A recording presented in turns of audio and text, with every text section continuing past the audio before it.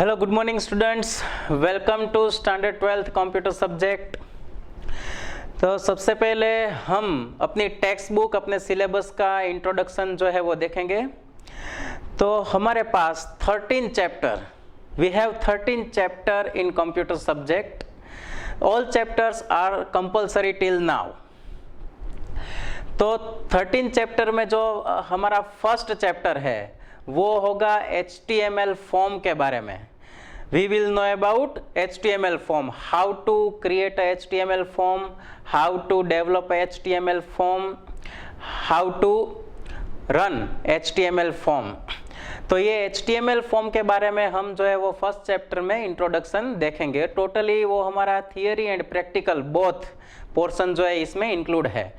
और chapter number second chapter जो है वो हमारा फर्स्ट चैप्टर के बेसिस में, यानी कि फर्स्ट चैप्टर में हम HTML फॉर्म जो है उसके बारे में हम जान लेते हैं। इसके बाद HTML के बाद जो पोर्शन आता है फॉर्म को डेकोरेट करना और वैलिडेट करना। तो how to decorate and validate the form, the second chapter.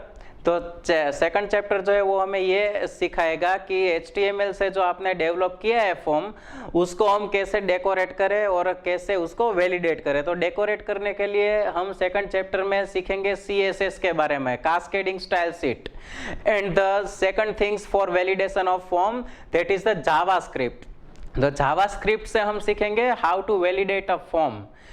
Then third chapter, अगर हम तीसरे चैप्टर की बात करें तो फर्स्ट एंड सेकंड चैप्टर जो हमने सीखे हैं उसके बेसिस पर तीसरे चैप्टर में हमको वेबसाइट जो है वो बनानी है। This is only static website जो है वो हमें बनानी है, not a dynamic website.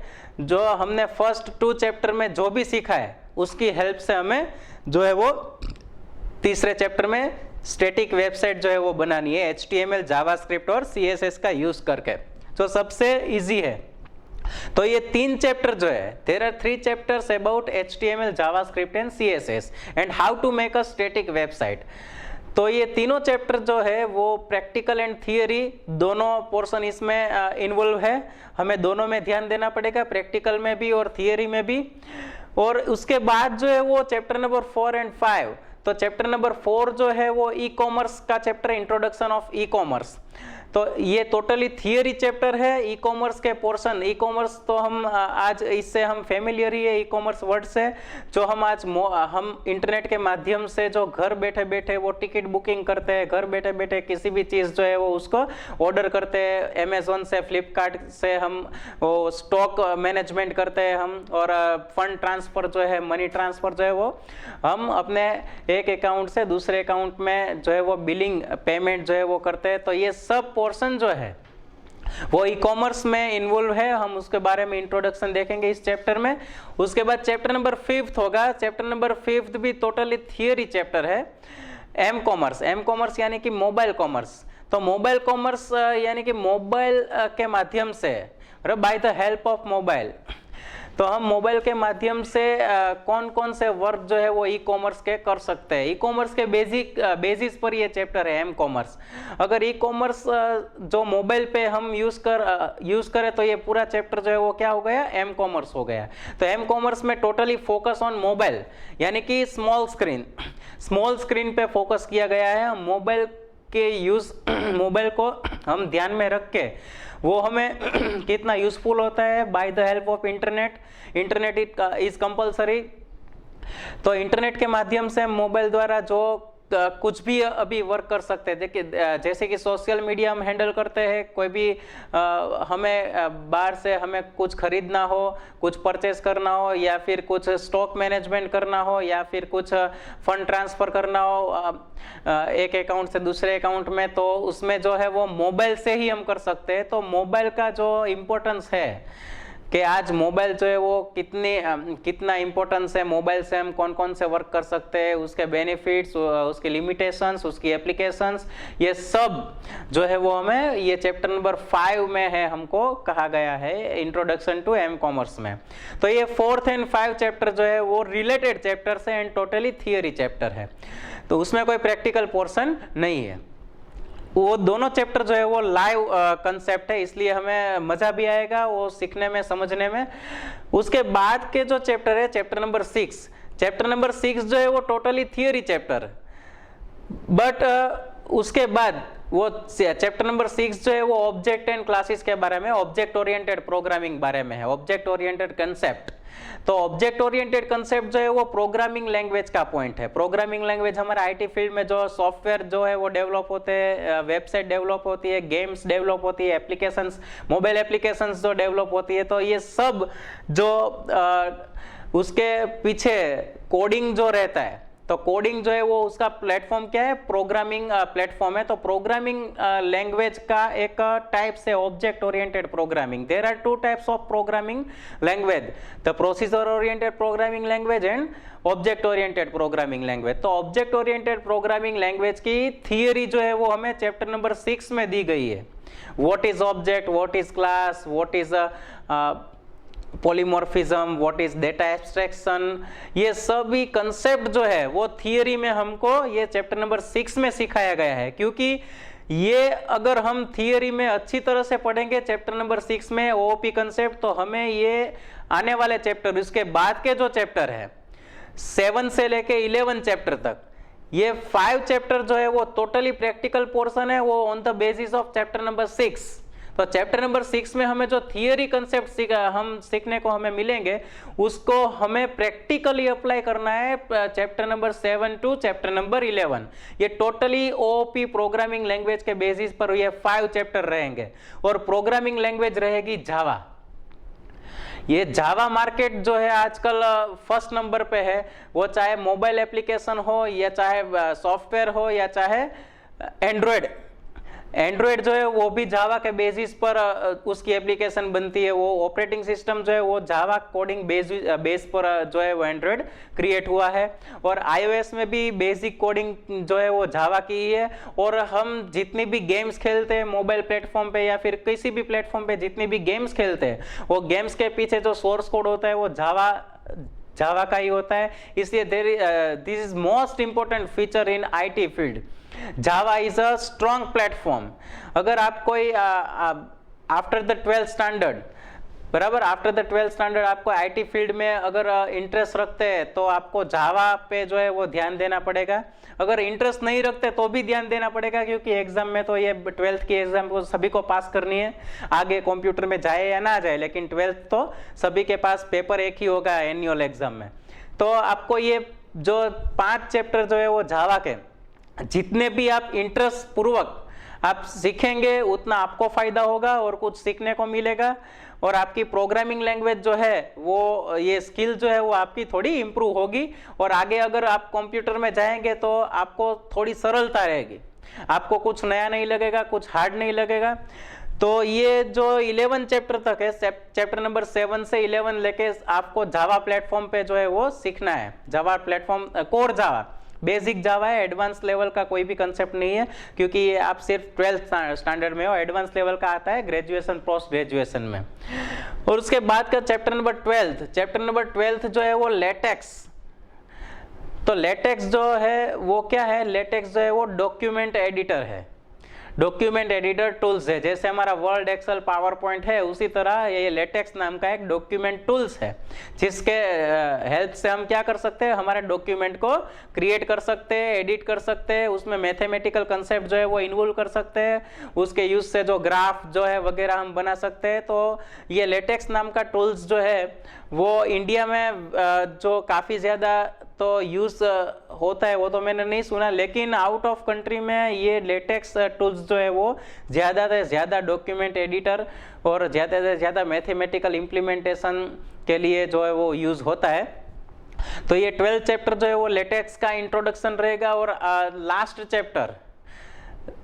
Chapter जो है वो 13, चैप्टर नंबर 13 वो है सम ओपन सोर्स टूल्स के बारे में हमें इंफॉर्मेशन देगा, यानी कि VLC मीडिया प्लेयर है, फाइल कंप्रेसर है। जैसे कि वो आरची फाइल होती है ना, हमारा बिग फाइल जो है 1 GB की फाइल को अगर हम कंप्रेस करें, जिप फाइल बनाए, तो वो 1 GB से 700 MB 500 MB में कन्वर्ट हो जाती है। तो ये कंप्रेसिव फाइल कैसे होती है, VLC मीडिया प्लेयर का इंट्रोडक्शन। और बाकी इनके सिवा कई सारे जो ओपन सोर्स टूल्स है, वो 4-5 ओपन सोर्स टूल्स का जो इंट्रोडक्शन है वो चैप्टर नंबर 13 में हमें दिया गया है। VLC मीडिया प्लेयर को आप तो जानते ही होंगे, वो how to open VLC media player, how to play any video and audio in VLC media player. तो ये सब जो पोर्शन है वो चैप्टर नंबर 13 में हमें सीखने को मिलेंगे। तो ये रहा हमारा ये 13 चैप्टर का इंट्रोडक्शन। फर्स्ट ऑफ ऑल मैं फिर से आपको जो है वो समराइज कर देता हूँ। The first 3 chapter about HTML, CSS and JavaScript, that means about static website. हमें स्टैटिक वेबसाइट के पहले 3 चैप्टर जो है वो पढ़ने हैं, जिसमें हम HTML, जावास्क्रिप्ट और CSS के बारे में पढ़ेंगे। वो टोटली थियरी और प्रैक्टिकल दोनों पोर्शन रहेंगे उसमें। और उसके बाद दो chapter number 4th and 5th है, वो टोटली थियरी चैप्टर रहेंगे। ई-कॉमर्स और एम-कॉमर्स, उसमें कोई प्रैक्टिकल पोर्शन नहीं है, वो हमें सिर्फ थियरी ही ऑलरेडी हमें फोकस करना है। और उसके बाद चैप्टर नंबर 6 है, वो भी टोटली थियरी है, उसमें से कोई प्रैक्टिकल पोर्शन नहीं है। लेकिन ये थियरी चैप्टर नंबर 6 है, उसकी थियरी से हमें चैप्टर नंबर 7 से लेके 11 तक हमें प्रैक्टिकली जो है वो हेल्प मिलेगी चैप्टर नंबर 6 से, क्योंकि चैप्टर नंबर 7 से लेके चैप्टर नंबर 11 टोटली ये 5 चैप्टर जो है वो जावा के चैप्टर है। तो जावा के प्लेटफॉर्म पे हमें जो है वो प्रोग्रामिंग करना है, प्रैक्टिकल करना है। वो 5 चैप्टर प्रैक्टिकल है और थियरी भी हमें ध्यान देना है और प्रैक्टिकल में भी ध्यान देना है। और चैप्टर नंबर 12 लेटेक्स इंट्रोडक्शन जो है वो टोटली थियरी है, उसमें कुछ प्रैक्टिकल आने वाला नहीं है। उसके बाद जो लास्ट चैप्टर है वो भी टोटली थियरी है, वो सम ओपन सोर्स जो टूल्स है उसके बारे में इंट्रोडक्शन है। तो ये 13 चैप्टर की जो जानकारी है मैंने आपके सामने रख दी है। ये 12th स्टैंडर्ड का जो सिलेबस है बहुत इंटरेस्टिंग है, बहुत आपको आगे जाके भी काम आ सकता है, क्योंकि HTML, जावास्क्रिप्ट और CSS ये इसके बिना कोई वेब पेज जो है वो डेकोरेट नहीं होता, क्रिएट नहीं होता। इसलिए अगर आप वेब लैंग्वेज पे, वेब प्लेटफॉर्म पे अगर जाना चाहेंगे आगे, तो आपको ये 3 चैप्टर जो है हेल्पफुल होंगे। आप अभी जो ऑनलाइन फॉर्म भरते हो, ऑनलाइन फॉर्म जो आप फिलअप करते हो, वो कोई भी हो, अगर फेसबुक का आप लॉगिन आईडी अगर बनाते हो, ईमेल आईडी बनाते हो, जो आपके पास फॉर्म आता है, आपने अभी ऑनलाइन फॉर्म जो है वो फिलअप किया होगा। इन कोरोना समय में सभी को एडमिशन जो है वो ऑनलाइन मिलता था, तो सभी स्कूल, कॉलेजेस या सभी इंस्टीट्यूट्स ने ऑनलाइन फॉर्म जो है वो डिक्लेयर किए थे सभी स्टूडेंट्स के लिए, क्योंकि स्टूडेंट्स को और पेरेंट्स को स्कूल तक आना ना पड़े और कोरोना से बच सके। जो आपने जो ऑनलाइन फॉर्म जो है वो फिलअप किया, वो जो फॉर्म जो है वो किसके हेल्प से क्रिएट होता है, तो HTML, CSS, जावास्क्रिप्ट जो है वो उसके बैक साइड जो है वो उसके सोर्सेस है, तो इसकी वजह से ये फॉर्म जो है वो क्रिएट होता है। तो अगर आपको वेब डेवलपमेंट में जाना है तो आपको ये 3 चैप्टर जो है वो फुल हेल्पफुल हो गए। उसके बाद अगर आपको प्रोग्रामिंग टूल्स पर इंटरेस्ट है तो जावा नाम ही काफ़ी है इस वक्त। पूरे IT फील्ड में अगर जावा आपने नहीं सीखा तो कुछ नहीं सीखा। एंड्रॉयड, iOS ये सभी जावा प्लेटफॉर्म पे ही डेवलप होते हैं। सभी गेम्स, सभी कोई भी मोबाइल एप्लीकेशन जो भी हो उसके पीछे जावा का सोर्स ही होता है। ऑब्जेक्ट ओरिएंटेड टूल्स जो है वो इस वक्त मेन जो है वो टूल्स है प्रोग्रामिंग लैंग्वेज के, OOP टूल्स। इसके बारे में हम ज़्यादा देखेंगे चैप्टर नंबर 6 में, OOP एंड POP टूल्स क्या है। तो ये जावा के जो चैप्टर है, आपको अगर प्रोग्रामिंग डेवलपमेंट टूल्स पे फोकस करना है, सॉफ्टवेयर डेवलपमेंट में जाना है, एंड्रॉयड डेवलपमेंट में जाना है, iOS डेवलपमेंट पे जाना है, ये तो आपको ये जो जावा के जो जितने चैप्टर है उसमें आपको फोकस करना पड़ेगा ज़्यादा से ज़्यादा। और उसके बाद का जो चैप्टर है, 4 चैप्टर नंबर 4, 5, 12 एंड 13, ये चारों चैप्टर जो है वो इंट्रोडक्टरी बेस पर है, उस पे कंसेप्ट का जो इंट्रोडक्शन दिया गया है, तो वो भी इंटरेस्टिंग है। तो हम इस वक्त जब ऑनलाइन टीचिंग का माहौल है तो हमारे लिए यही अच्छा रहेगा कि हम पहले थियरी चैप्टर जो है उस पे फोकस करें, ताकि हम प्रैक्टिकल चैप्टर पे पहुंचे तो हमारी स्कूल, अगर कृपा रही ऊपर वाले की, तो स्टार्ट हो जाए जल्दी से जल्दी। और तभी जब स्कूल रेगुलर हमारी स्टार्ट हो जाएगी तभी हम प्रैक्टिकल पॉइंट जो है उस पे हम बात करेंगे। तो पहले हम थियरी चैप्टर जो है उस पे फोकस करेंगे। तो नेक्स्ट लेक्चर में हम थियरी चैप्टर से शुरुआत करेंगे और चैप्टर नंबर 4। तो चैप्टर नंबर 4 जो है वो टोटली इंडिपेंडेंट चैप्टर है। इसके लिए हमें कोई पहले 3 चैप्टर पढ़ना जरूरी नहीं है। टोटली जो है वो डिफरेंट चैप्टर है, टोटली डिफरेंट चैप्टर है। वो फर्स्ट 3 जो है वो HTML के बारे में, लेकिन 4th चैप्टर जो है टोटली थियरी है, इंडिपेंडेंट चैप्टर है, ई-कॉमर्स का चैप्टर है और बहुत आपको भी आप फेमिलियर हो सभी कंसेप्ट में, आपको भी मजा आएगा और कई बातें जो है वो ई-कॉमर्स की हमें जानने को मिलेगी। तो हम नेक्स्ट लेक्चर से जो है ये हमारा जो लेक्चर था वो इंट्रोडक्टरी लेक्चर था कि चैप्टर वो 12th स्टैंडर्ड में आप कंप्यूटर के कौन कौन से चैप्टर जो है वो पढ़ने वाले हैं और कौन से चैप्टर में क्या क्या आने वाला है। तो नेक्स्ट लेक्चर जो हमारा होगा वो हम कंटिन्यू हमारा जो है वो थियरी चैप्टर हम स्टार्ट करेंगे, chapter number 4 introduction to e-commerce. तो आप सभी तैयार रहिएगा और हम ज़्यादा से ज़्यादा जो है वो कंसेप्ट मैं आपको कंसेप्ट समझाने की कोशिश करूँगा। आपको ये वीडियो देख के कोई भी लेक्चर का वीडियो अगर अपलोड हो जाए, आपको मिल जाए, तो आपको जो भी वीडियो में ये लेक्चर में सीखने को मिले, आप समझ के सीख के टेक्स्ट बुक में कंपलसरी आप उसको रीड कर लेना, लाइन बाय लाइन रीड करना। You have to read line by line every topic, because text book से ही जो हमारा एनुअल पेपर जो है वो क्रिएट होता है और टेक्स्ट बुक के डिटेल में इंटरनल लेवल से वो क्वेश्चन जो है वो आते हैं टेक्स्ट बुक से। इसीलिए आपको कंपलसरी टेक्स्ट बुक पे ही फोकस करना पड़ेगा। आपको लाइन बाय लाइन जो भी कंसेप्ट मैं आपको समझाऊंगा वो आपको लाइन बाय लाइन रीड करना है। वीडियो देखने के बाद, कंसेप्ट समझने के बाद आपको टेक्स्ट बुक में लाइन बाय लाइन रीड करने हैं और जहां आपको अगर लगे वहां पे आपको अंडरलाइन भी करनी है। जहां आपको लगे कि ये क्वेश्चन यहाँ पे आ सकता है तो आपको अंडरलाइन करनी है। तो फिर से एक बार जो भी मैं टॉपिक यहाँ पे आपको समझाऊँ तो उसके बाद आपको जो है वो टेक्स्ट बुक आपको रीड करनी है और टेक्स्ट बुक रीड करते करते अगर आपको ज़रूरी लगे तो आपको अंडरलाइन करनी है और शांति से पढ़ना है। सभी कंसेप्ट आप पहले समझ लो वीडियो के माध्यम से।